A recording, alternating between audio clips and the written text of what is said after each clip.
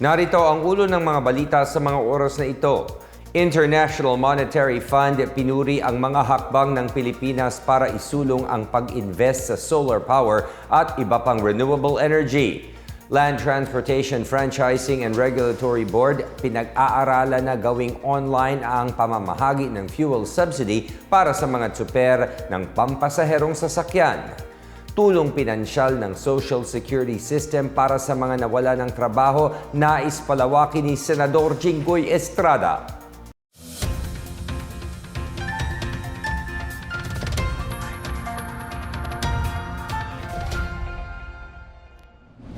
Ako si William Theo para sa PNA Headlines.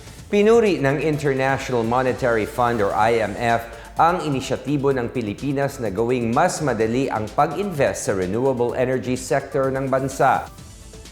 Sa isang eksklusibong panayam sa Philippine News Agency, binigyang pansin ni IMF Managing Director Cristalina Georgieva ang pagpapagaan ng gobyerno sa mga regulasyon para sa pamumuhunan sa solar power. Sinabi niyang kailangan isulong ng Pilipinas ang solar power at iba pang uri ng renewable energy bilang proteksyon mula sa mga economic shock tulad ng bakbakan sa Middle East at ang pagsirit ng presyo ng krudo.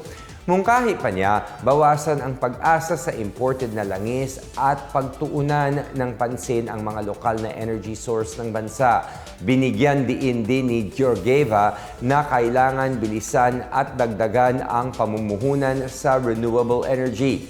Sa ilalim ng Republic Act 11659 o Public Service Act, pinapayagan ang mga banyaga na 100% magmay-ari ng mga negosyong may kinalaman sa renewable energy na tulad ng solar, wind, hydroelectric at tidal energy.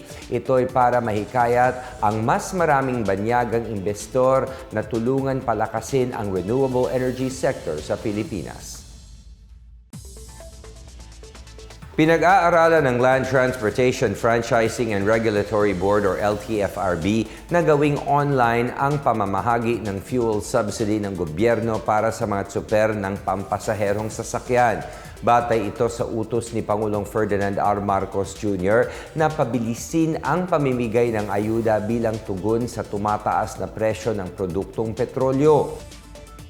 Inimbitahan ni LTFRB Chair Vigor Mendoza II ngayong Biyernes ang mga Electronic Money Issuer or EMI na tumulong sa pamamahagi ng fuel subsidy na umaabot sa 5,000 piso sa bawat na makakatanggap.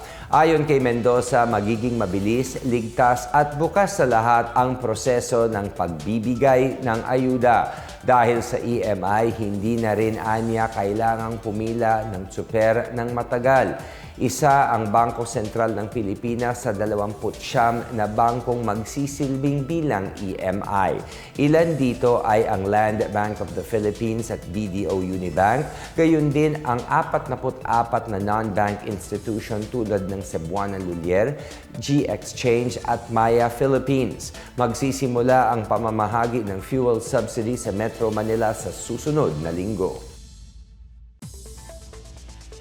Nananawagan si Senador Jinggoy Estrada para sa pagpapalawak ng unemployment benefits sa ilalim ng Social Security System or SSS. Ito'y para palakasin ang paghahatid ng pinansyal na tulong para sa mga Pinoy na nawalan ng trabaho, kabilang ang mga overseas Filipino workers na napilitang umuwi dahil sa sigalot sa Middle East. Inihain ni Estrada ang Senate Bill No. 1070 na layuning pahabain ang pagbibigay ng tulong ng hanggang 5 buwan kumpara sa kasalukuyang 2 buwan lamang. Sa ilalim ng panukalang batas, maaaring mabigyan ang benepisyaryo ng tulong pinansyal na katumbas ng 1/3 ng kasalukuyang buwanang minimum wage. Nakapaloob din dito na ang tagal kung hanggang kailan magbibigyan ng tulong ay nakadepende sa bilang ng mga taon na nagka-contribute ang isang manggagawa sa SSS. Ayon kay Estrada, ang tulong ay magsisilbing proteksyon labang sa gutom at kahirapan ng mga Pilipinong nawalan ng trabaho habang sila'y naghahanap ng bagong oportunidad.